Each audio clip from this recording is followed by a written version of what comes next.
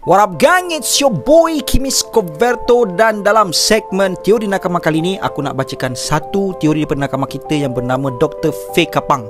Fake Apang guys.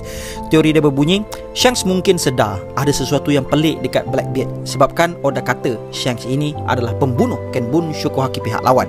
Tapi bila pada Blackbeard pula, Shanks punya kelebihan tu dah tumpu pada Blackbeard. Tapi Shanks pelik kenapa serangan yang kat muka dia tu Shanks masih tak dapat baca. Sebab mungkin sebelum itu Shanks tak sedar ada personality lain dalam badan Blackbeard itulah yang menyerang muka Shanks. Dari situ Shanks dapat tangkap si Blackbeard ini se-swamp things guys katanya.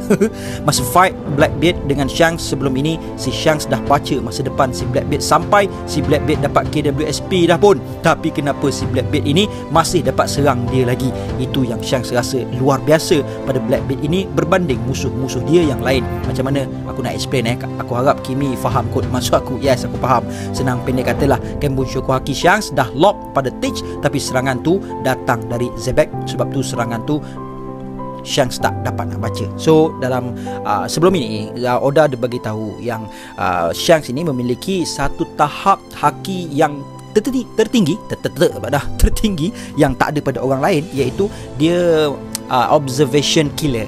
Hao Shokuhaki dia mampu untuk killing observation haki orang lain ataupun Kenbun Shokuhaki orang lain, menunjukkan bahawa Katakuri ni memang tak ada stand a chance lah untuk bertarung menentang dengan Shanks. Sebab apa?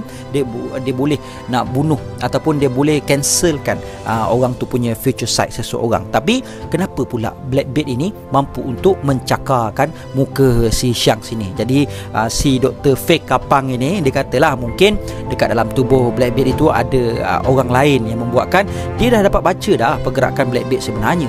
Tapi yang menoreh, yang letakkan cakar tiga trademark dekat Shanks tu sebenarnya adalah orang lain. Membuatkan Shanks rasa pelik lah Blackbeard ini. Ini pada aku satu teori yang menarik juga, dan aku juga ada pendapat yang lain. Ataupun mungkin pada ketika pertarungan antara Shanks dengan Blackbeard itu, Shanks masih lagi belum unlock kemampuan observation killing itu ataupun tahap Hao Shokuhaki yang tinggi itu.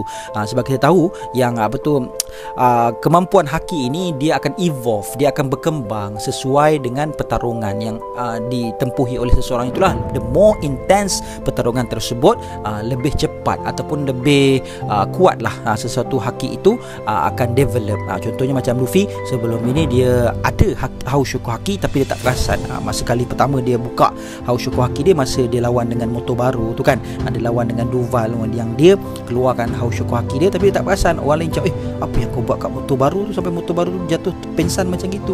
Lepas tu pula kali kedua yang dibuka masa dekat Marineford tu kan, yang besar-besaran dia buka tu, sampai orang lain pun cakap yang dia ni ada quality of king. Sampai Ivankov pun bagi tahu, kau pun ada ke budak kan, apa yang kau buat dah kat orang ni semua.